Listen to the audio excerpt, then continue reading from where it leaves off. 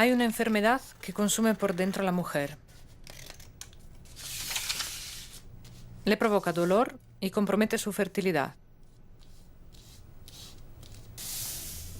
No es un cáncer, pero actúa igual. Se llama endometriosis.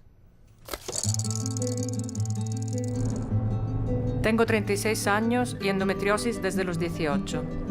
Creía que era un estigma personal hasta que me operaron en 2010 y conocí por primera vez a otras mujeres que la sufrían. Empecé a investigar y descubrí que somos más de 170 millones las mujeres en el mundo que padecemos endometriosis. Todas buscamos una cura que nadie aún ha encontrado. Mientras, la mayoría de la gente ni siquiera sabe que esta enfermedad existe. Me llamo Eva Moronada. Mi nombre es Jacín y tengo 41 años. Mi nombre es Esther, tengo 37 años. Tengo 24 años. Tengo 33 años. Me llamo Olga y tengo 38 años. Las mujeres que han decidido ponerse delante de la cámara en este documental cuentan su historia, que es la de todas nosotras. Ellas solo son la punta del iceberg. Tu objetivo era tener un hijo, ser madre. Pero mi objetivo no era ese. Mi objetivo era tener vida, vivir.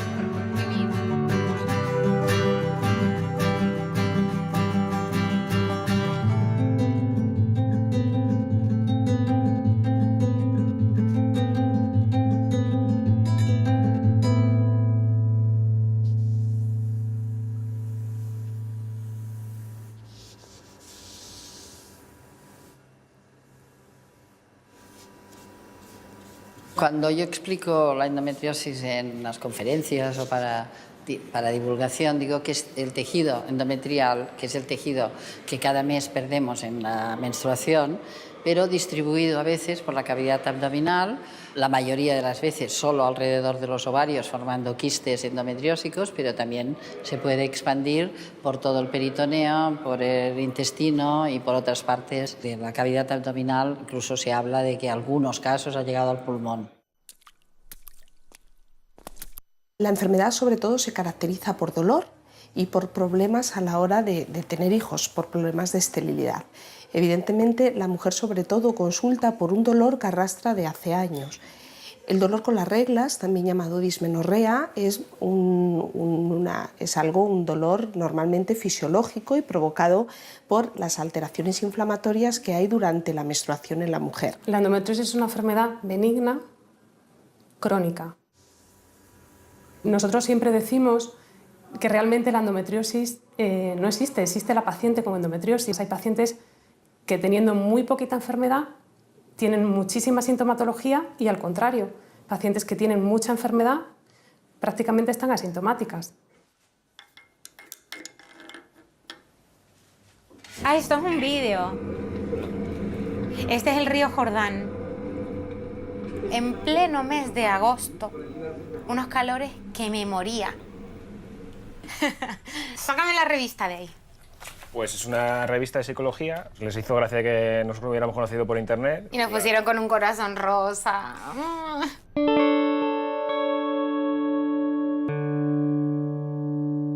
¡Ah, Filete! Este es nuestro gatito. Yo le llamo mi hijo. Sí, yo siempre le digo, cuando oigo por ahí algo que se mueve, algo raro, le digo, Raúl, ¿dónde está tu hijo? A mí al principio no me gustaba lo de tu hijo, no sé qué. Pero bueno, luego te acostumbras y luego, en cierto modo, pues bueno, no es un sustituto, pero bueno, pues te hace gracia y te alegra un poco el rato. Mi primera regla es súper dolorosa. No he faltado al ginecólogo ni un solo año. Nunca, nunca. O sea, que no puede ser ni por dejadez de mi madre ni por dejadez mía. Y mi madre le preguntaba al ginecólogo, pero vamos a ver una cosa, ¿por qué la mayor no se queja nada, le viene la regla, casi no se entera, y esta, la pequeña? Pues será que es que las pequeñas siempre son así. ¿Será que quiere llamar la atención? Y mi madre, no, es que mire, no.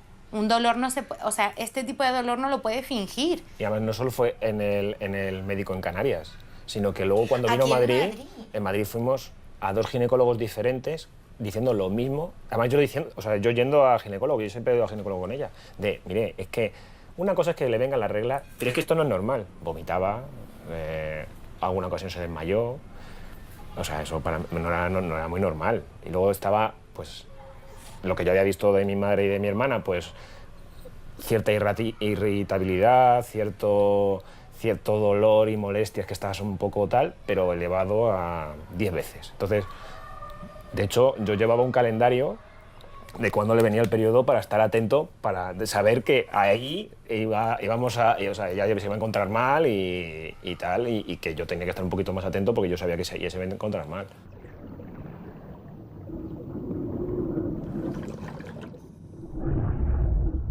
Un ciclo menstrual normal tendría que durar 28 días, más o menos 3 o 4, podría ser de 33 y podría ser de 26. Tendrías que menstruar un día fuerte, 2 o 3 días flojos y parar, eso sería, no tendría que haber coágulos y no tendría que haber dolor. Y la pérdida no tiene que ser nunca superior a 100 centímetros cúbicos, que es un vaso de vino, porque es el tamaño del útero normal.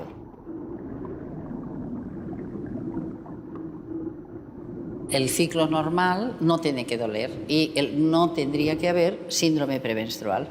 Los días antes no te tendrías que enterar, la menstruación tendría que aparecer de una manera pues espontánea. Ah, sí, estamos en el 28, pues mira, me toca, pues ha tocado. El síndrome premenstrual como el dolor indican una alteración neuroendocrina en el cuerpo.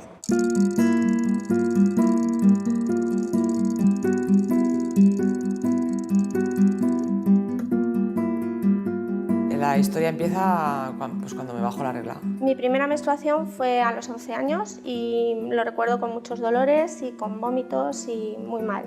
Al principio me decían que era normal, que eran dolores normales de menstruación. Mi ginecólogo me dijo que era normal porque la regla te tenía que doler. Recuerdo que me decían en mi casa que era normal, que había mujeres que tenían más problemas, que se me pasaría. Y cuando tenía 17 años decidí ir por mi cuenta al médico. Pues bueno, que había reglas dolorosas, que se veía algún quiste, sin importancia, no había importancia. Simplemente pues, que había mujeres que con la regla pues, las dolía más que a otras. Pero era todo como dolor, mucha sangre, algo como incómodo y pensé, Dios mío, esto es para toda la vida. Digo, ¿esto va a ser todos los meses? Y me decían que no, que eso era solamente la primera. Luego ya se regulaba. ¿Y qué pasó? ¿Fue así? ¿Se te reguló la regla?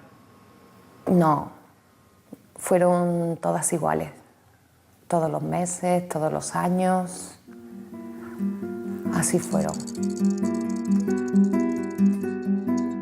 La mujer con endometriosis padece un dolor o dismenorrea que no cede a ningún tratamiento médico habitual. Es ahí cuando tenemos que empezar a sospechar el dolor que no cede a antiinflamatorios, que no cede a anticonceptivos, la mujer que tiene mucho dolor con las relaciones, que tiene dolor al defecar. Es ahí cuando tenemos que sospechar que pueda existir algún foco de endometriosis. Nosotros realmente pensábamos que era cáncer, porque claro, ni nos pusimos a investigar por internet ni nada como hace otra gente. Nada, nada. Y nos fuimos directamente al ginecólogo. Me hace una ecografía y sale y empieza a rellenar papeles. No. Te hace la ecografía y fue una cosa que a mí me molestó un montón, o sea, no del médico ese, pero me molestó un montón de la historia, que fue el médico en una ecografía vaginal y hizo así y dice, tienes endometriosis. Y dices, a ver, espera un momento, o sea, llevan toda la vida haciéndole ese tipo de ecografías y este señor llega, repente, solo con la ecografía. Hace plum y en 5 segundos me dice que tiene endometriosis.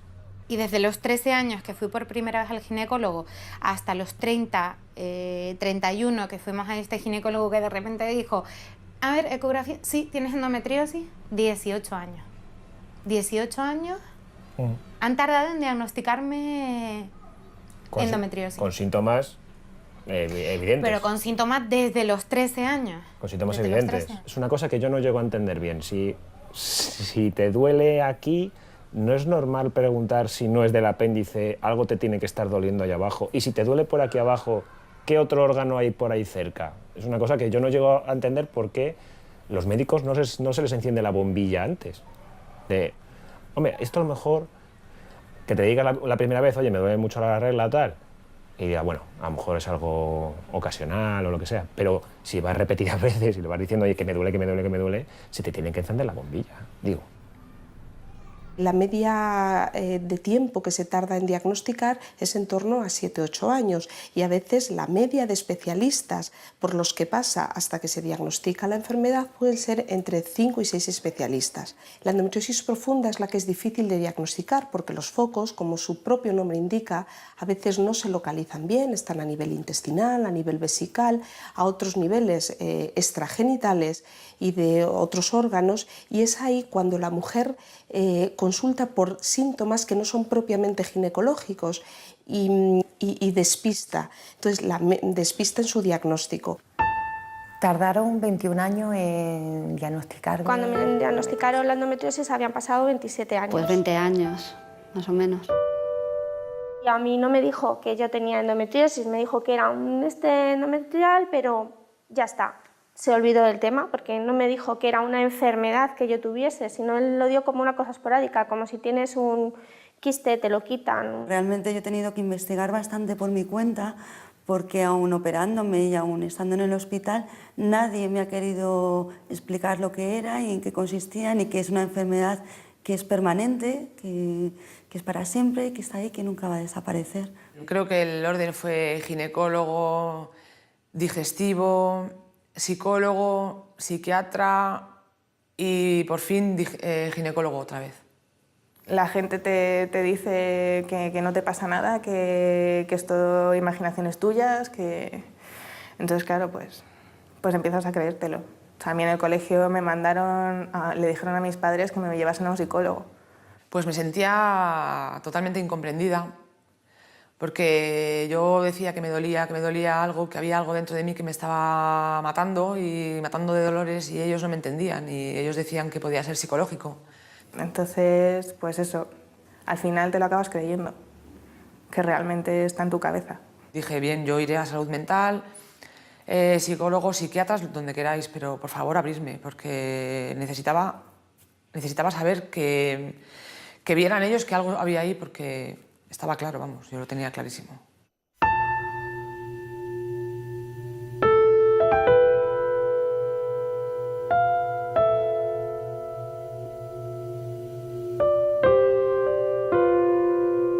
Existen muchas teorías.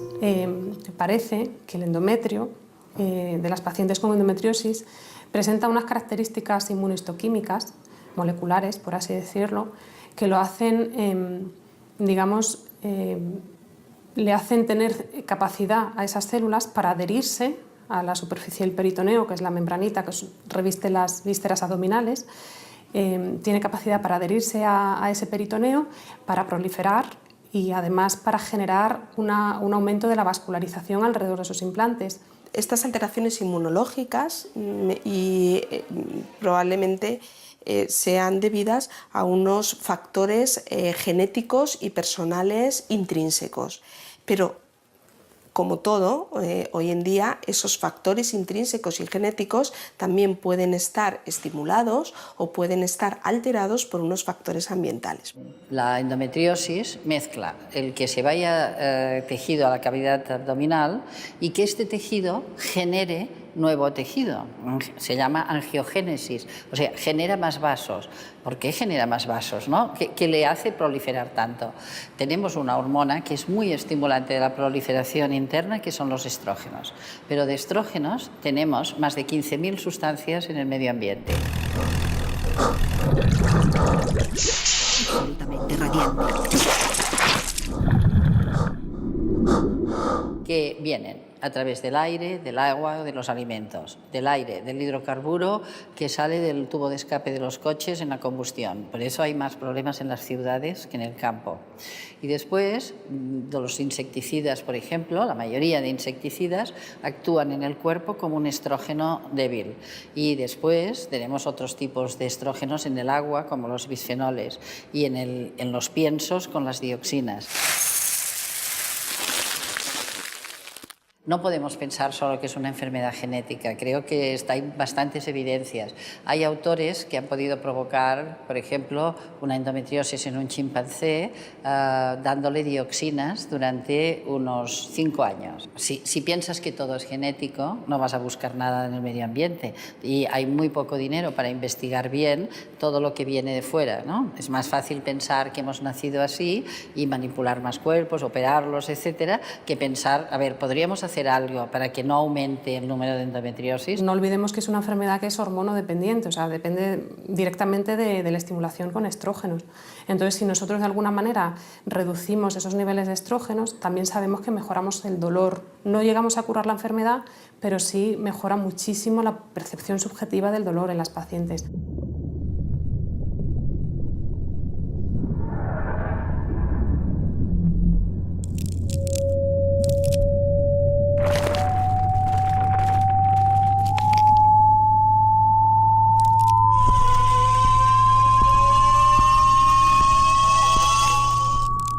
Sobre todo las consecuencias físicas y psicológicas son que el dolor es tan invalidante que en aquel momento muchas dicen que preferirían morir porque no pueden aguantarlo, el dolor. De repente notas que estás bien y de golpe empiezas a notar un dolor como punzante, agudo. Es totalmente desquiciante, desesperante, una locura de dolor.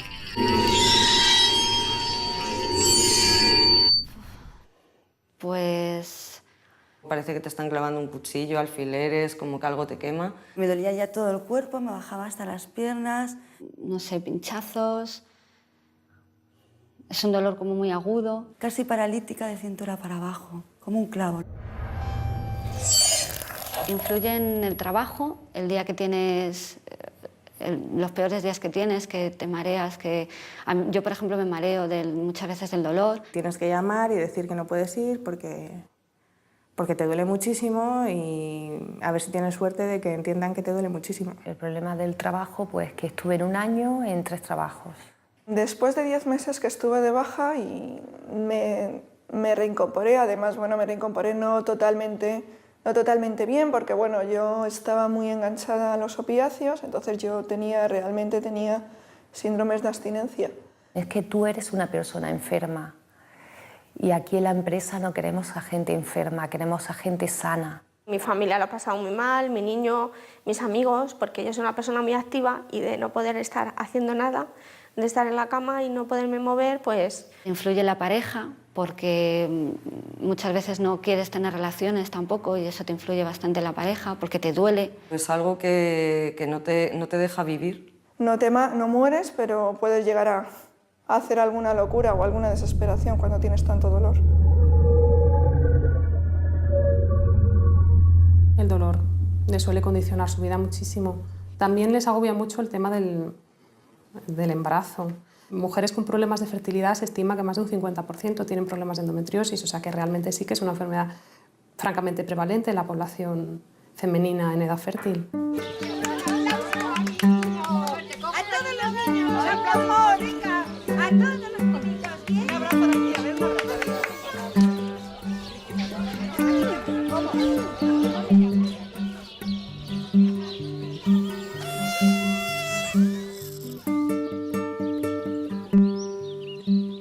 La endometriosis es una de las causas más frecuentes hoy en día de esterilidad y produce esterilidad porque el cuadro adherencial que crea a nivel de la pelvis va a producir una obstrucción de las trompas, pero además la propia enfermedad, que tiene tantas alteraciones inmunológicas, va a crear un microambiente peritoneal y un microambiente dentro del útero que, a pesar de hacer técnicas de reproducción asistida, fecundaciones in vitro, a veces no conseguimos una adecuada implantación de los embriones.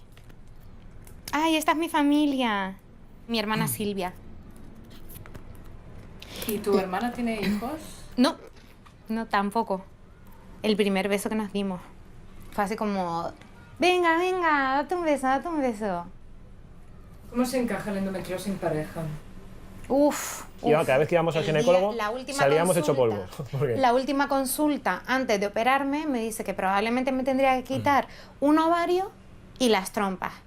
que yo le dije, pues me quitas las trompas, ¿cómo me voy a quedar embarazada? Y me dijo, oye, es que ese es el problema de la endometriosis. Claro, cada vez que salíamos de la consulta, yo me tiraba llorando a lo mejor una semana. A mí me ha costado muchísimo asumir que no me voy a quedar embarazada de forma natural y no me voy a llevar la sorpresa. Y es siempre un poco como lo que se te niega es lo que más deseas. O sea, yo hasta que no me operaron y no me dijeron que tenía endometriosis y no me dijeron toda la problemática que conllevaba y que tenía las trompas obstruidas y que iba a ser totalmente imposible si no era a través de una fecundación in vitro, yo veía embarazadas por la calle y yo decía, jo, fíjate qué calor, pobrecita. Pero claro, yo ahora veo embarazadas por la calle y doy media vuelta y me voy. Yo tuve una época en la que cada embarazada que veía me echaba a llorar. Yo no tengo una depresión, pero sí que es verdad que me crea una sensación de agobio y de frustración horrible estar al lado de niños o estar al lado de embarazadas. ¿Y tú como hombre, con la idea de ser padre, cómo lo vives? O sea, esto es un proyecto de dos... A mí siempre me han gustado los niños y siempre he ido a campamentos juveniles, he montado campamentos yo mismo, siempre me ha gustado. Y yo siempre pensaba que tener familia, no uno, como de otros, sino 2, 3 o lo que sea. Lo que yo quiero es estar con ella y lo que yo quiero es pasar la vida a su lado. Los niños nacen y luego se van.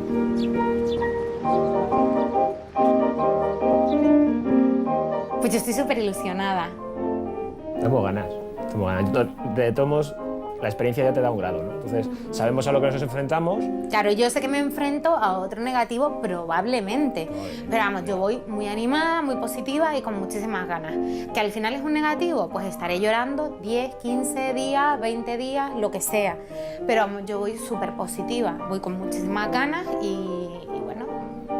Hombre, creemos que es una cosa que tenemos que intentarlo. Entonces, si lo queremos, lo tenemos que intentar. Y si el que no participa no gana y nosotros vamos a ir a participar.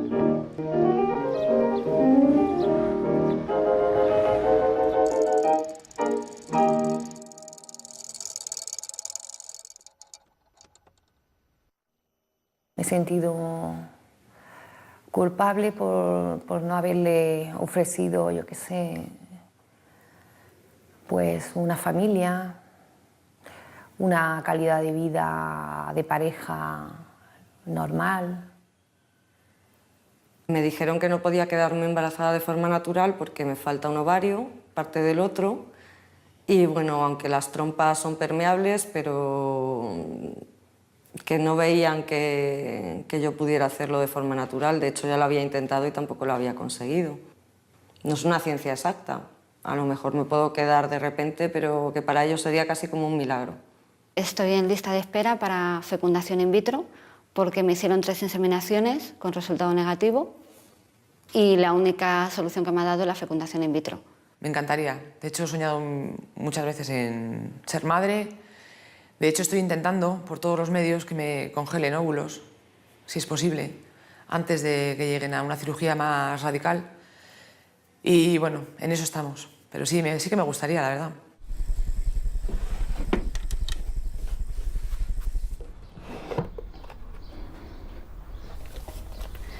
Bueno, esto me lo regaló mi madre. Y esto me lo hizo mi madre. Entonces están los patucos, unos baberos. Como no se sabía si era niño o niña, pues de 2 colores. Al final no fue nada.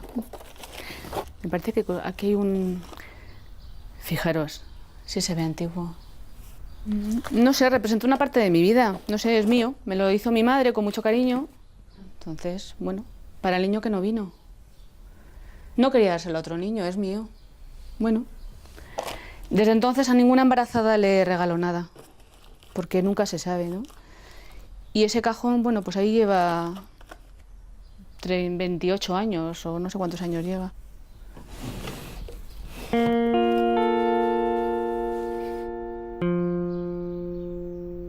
Cuando tuve mi primer embarazo, tenía 25 años, a los 2 meses tuve un aborto y ahí empezaron todos los problemas, porque ya en las revisiones que yo tenía me hicieron mensuales, empezaron a ver algo raro.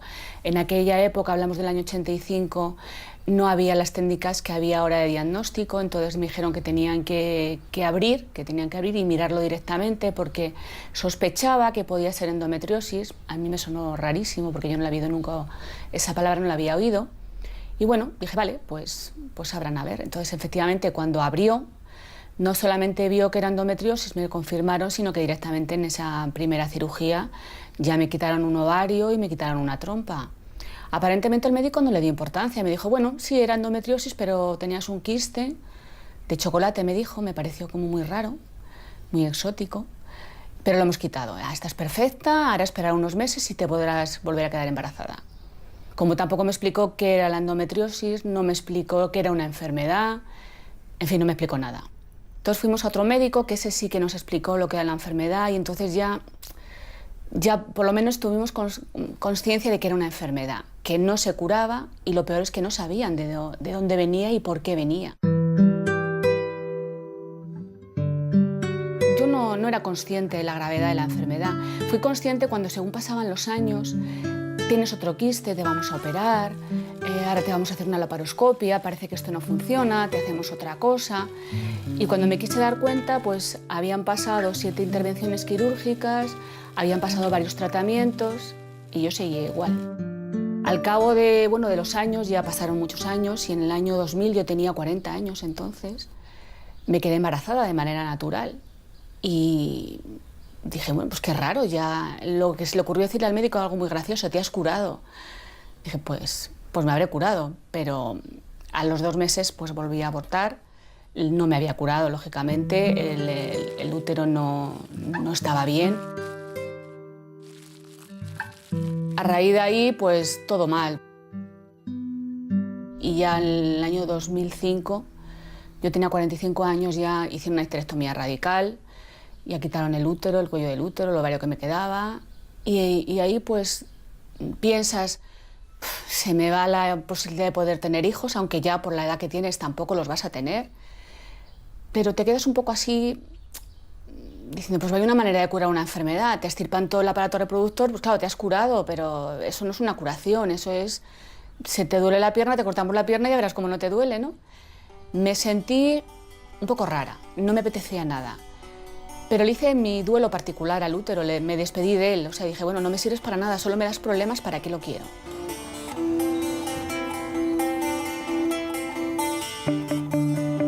Claro, cuando ya no te quitan todo tu aparato reproductor, una parte del dolor se te va, te queda el otro, los efectos secundarios de las cirugías. Bien, mejor. Ay, Otra vez.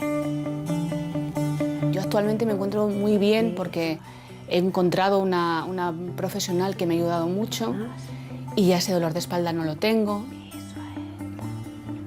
Teníamos muy claro cuando nos hacían una cirugía en una rodilla que había que hacer rehabilitación y había que despegar la cicatriz para poder hacer una buena flexoextensión de la rodilla. Pero cuando nos operan el abdomen parece que no es necesario tratarlo ni hacer nada. Y el problema es ese, que no se hace nada y que al cabo de los años... Pero vamos, todo te dice, no, la cicatriz está estupenda, sí, por fuera estará estupenda, pero por dentro estás hecha polvo.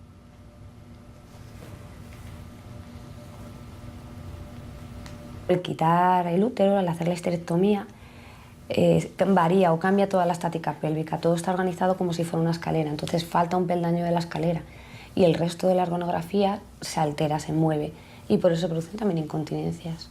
En el caso de la endometriosis lleváis pasado mucho, entonces el tratar esta zona remueve todos esos sentimientos que hemos tenido anteriores y la mayoría de la gente pues bueno, conlleva otras cosas, el que te hayan hecho una histerectomía conlleva que no puedas tener ya hijos, que hay mucha gente que eso le altera muchísimo. Entonces, el tocar esta zona emocionalmente remueve todo. Ya estoy temblando. Claro. Tiemblas, pero sin querer, o sea, no... No, que nada más es una cosa involuntaria, lo único que lo tenemos que aceptar como... Entonces, gracias a ese tratamiento que estuve 1 año con ella, ahora estoy ya bien, ya me he dado el alta, ya no tengo pérdidas de orina, puedo tener relaciones sexuales sin dolor porque eran dolorosas, ya no tengo dolor y todo era debido a que los músculos del suelo pélvico estaban tan dañados por la enfermedad y por las cirugías que me habían dejado hecha polvo, vamos. Aire.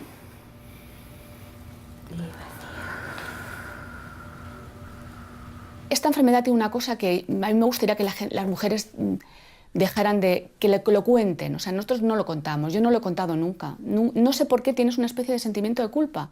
Es un sentimiento de culpa tonto, porque tú no tienes la culpa de estar enferma. Pero yo no lo he contado nunca, que yo tengo una enfermedad. Yo decía, no podemos, o yo no puedo, pero yo no decía, tengo una enfermedad. No sé por qué.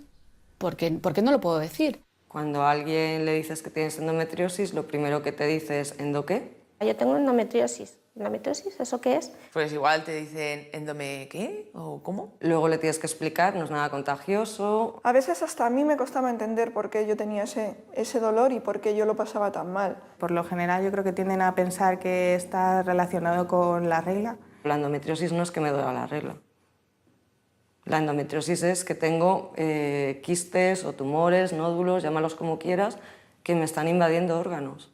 Yo creo que de esta enfermedad no se habla de ella porque sobre todo es una enfermedad de las mujeres y la asocian simplemente a tener la regla y a los dolores menstruales, al mal carácter menstrual.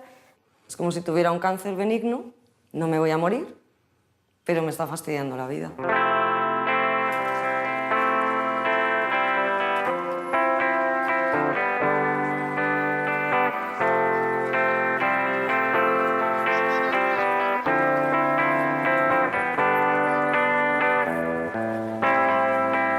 ¿Conoces la enfermedad? ¿Quieres información?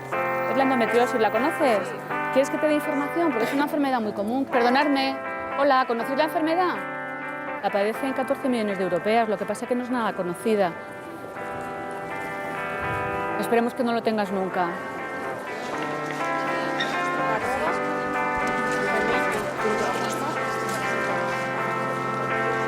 Nuestro objetivo es que conozcan la enfermedad. Sí. Yo soy de Bilbao, vivo en Bilbao y he venido expresamente a acercarme a coger información sobre la enfermedad, pues porque no, pues eso, me encontraba un poco perdida. Tiene días. Hay días bien, hay días regulares. Estuve 3 semanas, este tiempo, de cuando me ingresaron, 3 semanas en las cuales no me he podido sentar. O sea, yo decía, no voy a volver a sentarme más en la vida. En el momento que te operan y el ginecólogo te habla de endometriosis, ¿qué te cuenta? Pues mira, lo que me dijo el médico fue que, a la maja, con los dolores que tienes vas a tener que aguantarte toda tu vida.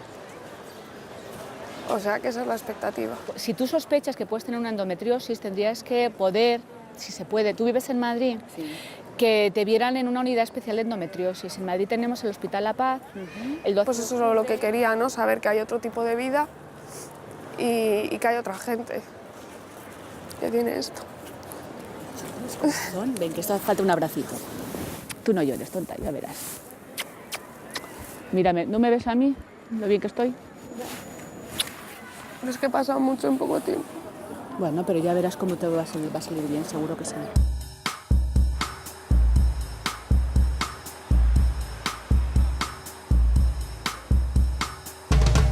Nosotros recibimos pacientes de nuestra propia comunidad y muchas de otras comunidades autonómicas.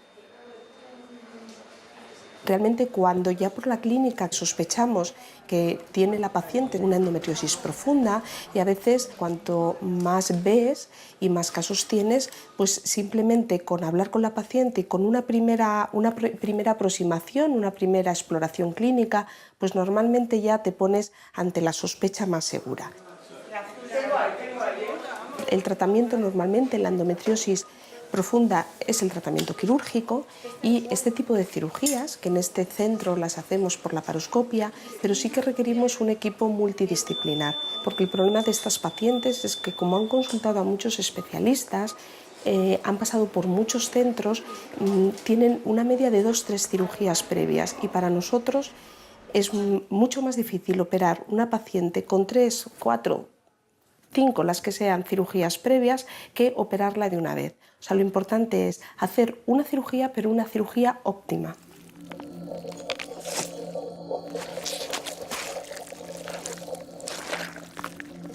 Pues he tenido 4 cirugías, 2 laparoscopias y 2 laparotomías y ahora en junio pues será la quinta.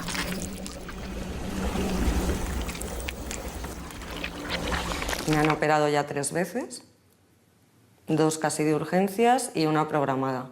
Recién operada, el primer mes, el segundo mes, un año y yo seguía con los mismos dolores. En una perdí una trompa, la siguiente perdí otra. Bueno, afortunadamente yo solo he tenido esta intervención y con la píldora no me ha vuelto a salir más quistes.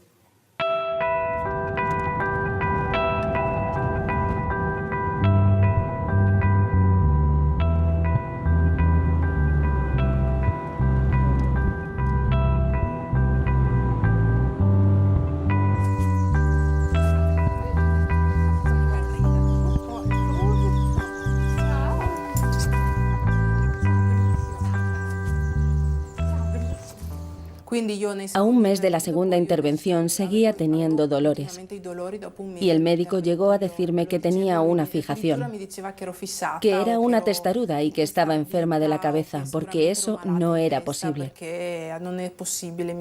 Yo seguía teniendo dolores, así que decidí cambiar de médico.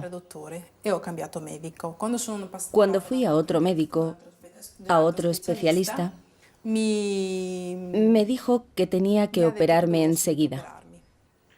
¿Otra vez? Otra vez, porque corría el riesgo de perder un riñón. Entonces, esa hubiese sido la cuarta intervención. Sí, hubiera sido la cuarta intervención. Entonces decidí ir a Negrar. Me hablaban mucho de Negrar.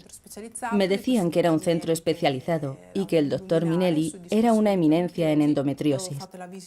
Fui a la consulta del doctor Minelli, vio los papeles de las otras intervenciones y me dijo que las habían hecho mal, porque no habían limpiado lo suficiente. Me habían dejado células que se reproducían enseguida. Prácticamente te han operado para nada. Eso me dijo. Me han reconstruido el uréter porque la endometriosis lo había invadido todo. Me han cortado 16 centímetros de intestino y han limpiado toda la endometriosis que había que limpiar. Me explicaron que los tejidos estaban duros como el mármol. Era un verdadero desastre. La intervención duró 7 horas y media y estuve en terapia intensiva. Al día siguiente me subieron a la planta y poco a poco he ido recuperándome. ¿Azúcar? Sí, un poquito. ¿Nos sentamos? Bien. Cuando pregunté al doctor Minelli de qué me servía la píldora, me explicó que era para normalizar el dolor, pero que no cura la endometriosis. No existe una cura hormonal que cure la endometriosis. Para limpiar todo lo que hay dentro es necesario operar.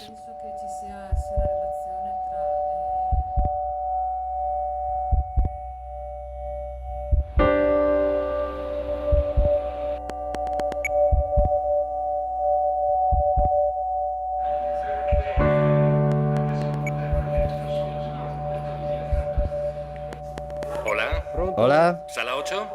Sí, sala 8. Luca, ¿escuchamos todo? ¿Sí? ¿Me oís? Perfecto. Ahora intentamos girar alrededor del recto, dejando la vagina íntegra si es posible. Buenos días a todos. Estoy en la sala 9.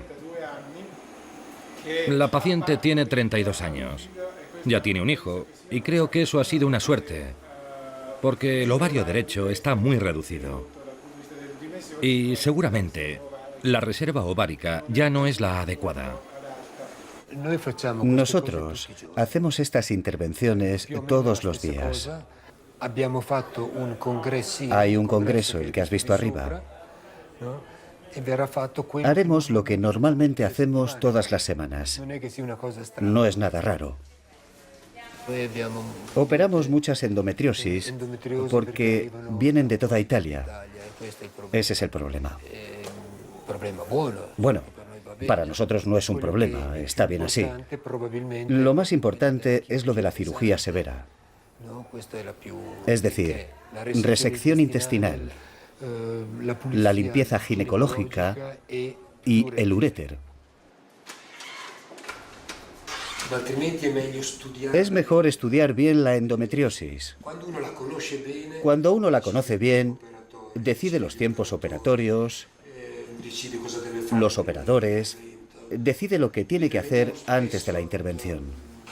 Mientras que vemos a menudo cirujanos que hacen tranquilamente con laparoscopia la extirpación del quiste ovárico y luego dejan la placa de endometriosis allí. Es una locura. Hay que hacerlo todo y en una única intervención.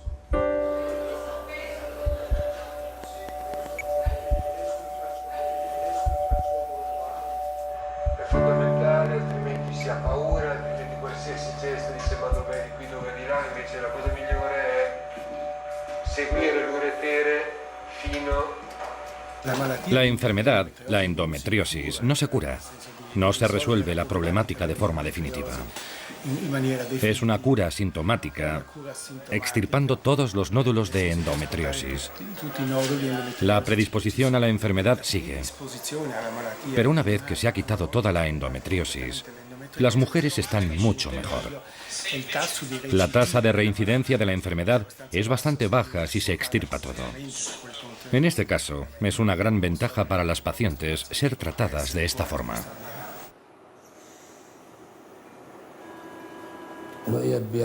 Operamos más o menos 3 o 4 endometriosis todos los días. Efectivamente, yo diría que es la patología más importante que tenemos en ginecología. Como número, diría que sí lo es. La sensación es que ha aumentado. Nosotros empezamos la cirugía laparoscópica hace muchos años y solo hacíamos unas pequeñas endometriosis. Hacíamos histerectomías, miomectomías, pero se veía poca endometriosis. Pero creo que ha crecido demasiado y sin entender por qué.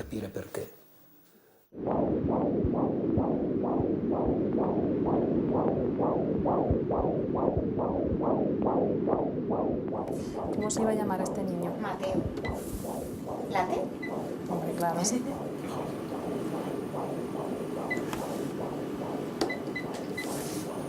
Y por aquí, ¿qué tengo eso? Justo ahí, ¿qué tengo? Eso es la columnita del peque. La espalda. La espalda de Mateo. Ya, estás de 33 semanas, que eso es lo bueno, ¿no? Ya estamos en la recta final del embarazo y bueno, en el hipotético caso que tuviéramos que sacarlo porque no está bien dentro o lo que fuera, pues ya no es un prematuro muy prematuro, ¿sabes? Ya son 33 semanas, pero vamos, que no creo que sea el caso, ¿eh? No nos vamos a preocupar. Hola, mami. Pues todo estupendamente, mamá. Bueno, ha crecido un montón. Debía ser que estaba ovulando o algo. No sabemos qué es lo que ha pasado. Nadie sabe qué ha pasado. Yo dejé la anticonceptiva como en mayo y me quedé embarazada en septiembre. No pensaba que iba a ser un embarazo. Antes de la cita de fertilidad me empecé a encontrar fatal, pero muy mal, muy mal. Y ya un día le dije a Raúl, mira, por favor, llévame a urgencias porque tengo fiebre, no me encuentro nada bien. Elena le explica, mira, pues que me siento así, tengo estos síntomas. Ah, y me tenía que haber venido la regla hace una semana. No sé, me lo queda mirando a la doctora y dice, pero bueno, ¿lo tengo que explicar? Dice que estos son los síntomas de embarazo. Estoy buscando que haya rojo. Enganchas y este no se suelta. Venir y en los dos alojamientos que están ahí, pues, apuntamos y un pulsador, solo a la derecha. Y me dice, pues es que estás embarazada y muy embarazada. Y yo empecé a llorar, a llorar, a llorar, a llorar. Y Raúl a reírse, pero risa nerviosa. ¿Estás de coña? ¿Estás de coña? ¿Estás de coña? Dice, es coña, ¿no? Es coña. Jaja, se ríe. La semana siguiente teníamos la cita para fecundación in vitro.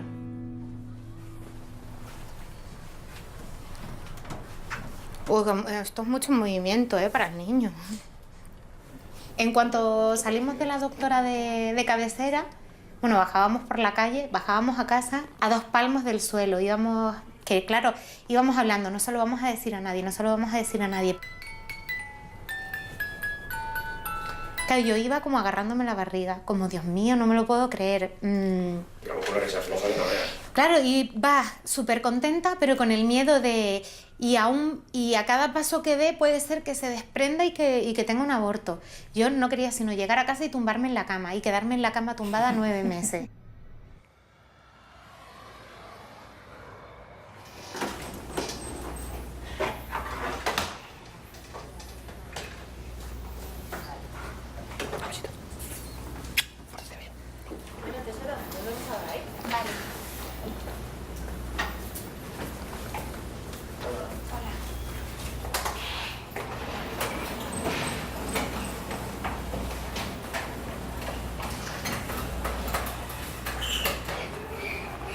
pues vaya rollo. Nosotros nunca perdimos la esperanza de ser padres y de tener hijos. Yo sí. Yo tenía miedo cada vez que vomitaba, a lo mejor cada media hora. Y esa cada media hora, cuando vomitaba me agarraba la barriga. Y decía, por favor, quédate ahí, no te despegues, no... Porque crees que con la enfermedad, que con el esfuerzo de vomitar, con la enfermedad, con la endometriosis, vas a perderlo.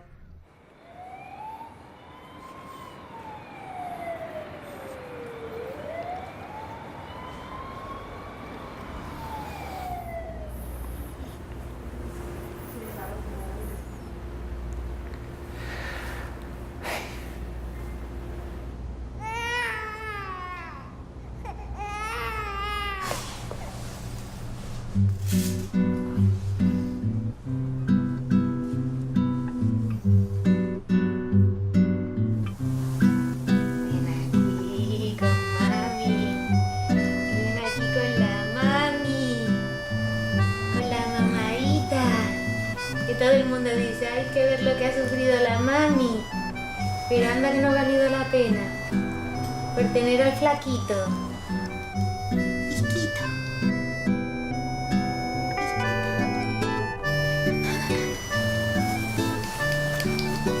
Es verdad, mi amor, que eres chiquitito tú. De endometriosis, grado 4, que no tiene ovario, que su pronóstico eran trompas obstruidas, me quedo embarazada y de forma natural. Pues sí que pensamos que para las chicas que tienen pensado hacerse algún tratamiento de fecundación in vitro o que todavía tienen trompas, pues puede ser una noticia esperanzadora. No se nos queda nada. El niño. Niño. ¿Y esto? Vaya cuna nueva que tienes. ¡Pisquito! ¡Mira qué ilusión!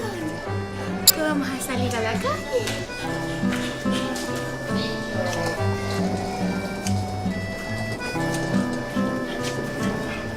Te quiero mucho. Pues entre yo. Hace años nacían todos los niños no planificados y los planificados.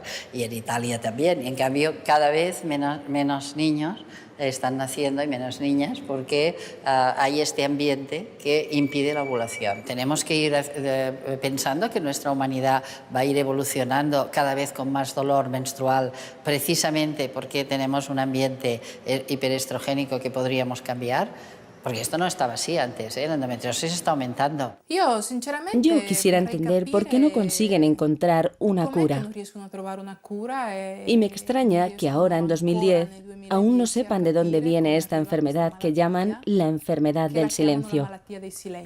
La llaman así porque cuando aparece ya es demasiado tarde. Saber cuál será el fármaco que destruya la endometriosis es similar a encontrar el fármaco contra el cáncer. Esto no ha empezado aún. No existe ningún fármaco que destruya la endometriosis. Cuando se consiga, creo que será el fin de la endometriosis.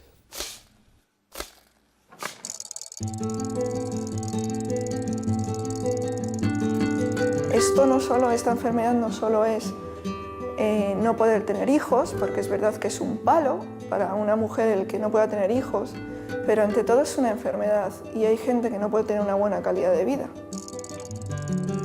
Que se investigue. El mensaje que tengo es que se investigue, que se sepa por qué viene, que le pongan solución. Y que los diagnósticos pues, que sean un poco más rápidos y que no lleguen a donde llegué yo. Porque son años que se pierden, que los órganos van sufriendo mientras van buscando el nombre y te derivan a un especialista, te derivan a otro, y mientras tu cuerpo va sufriendo y va sufriendo.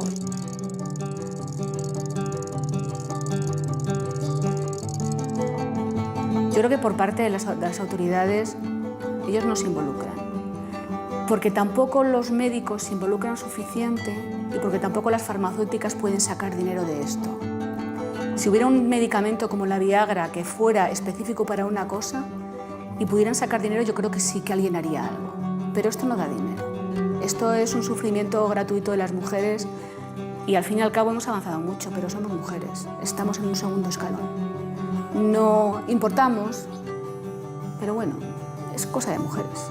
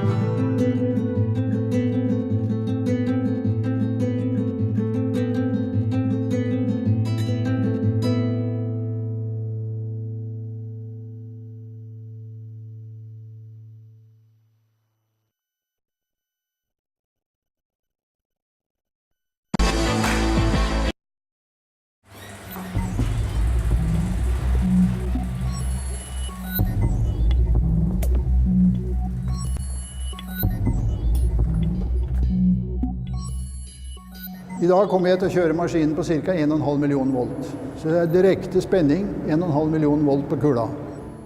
Denne konstruksjonen blir kallet van de Graaf-generator, og er oppkallet etter mannen som fant den opp, Robert van de Graaf. Jeg er nå den eneste gjenlevende på instituttet som kjører den maskinen.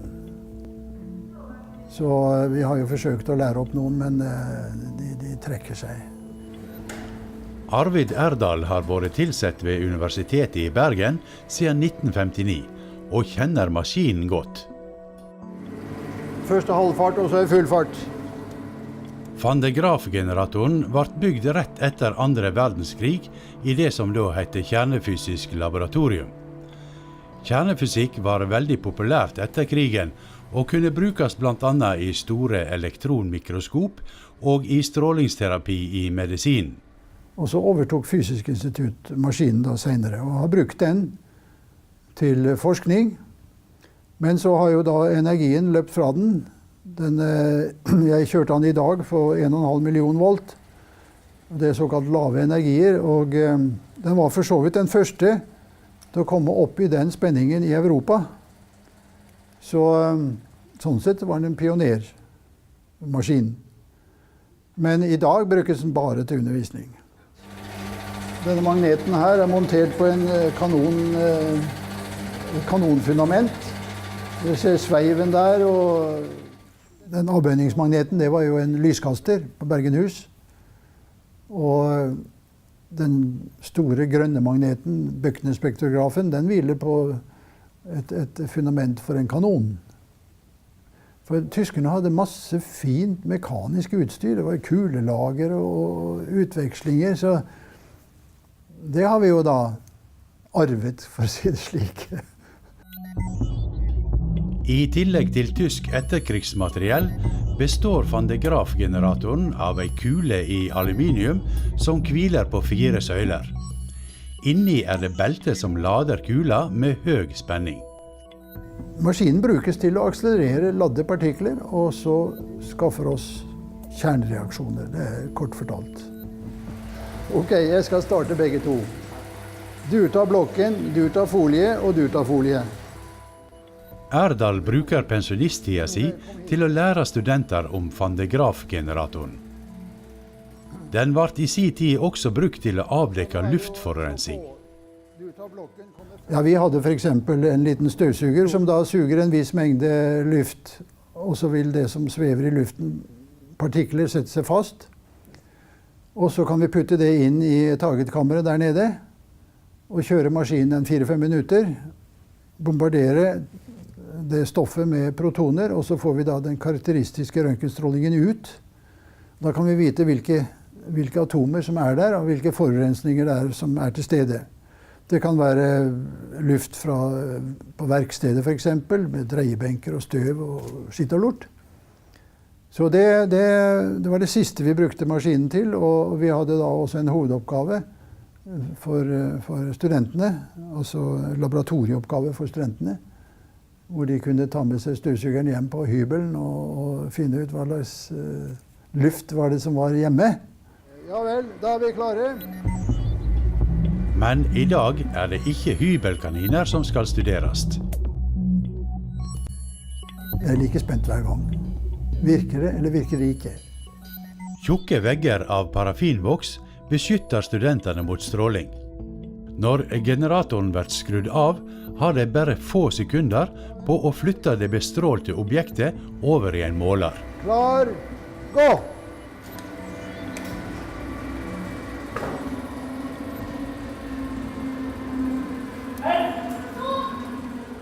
Det ble nok et vellykket eksperiment i kjelleren ved Institutt for fysikk og teknologi. Men Erdal er bekymret for generatorens framtid.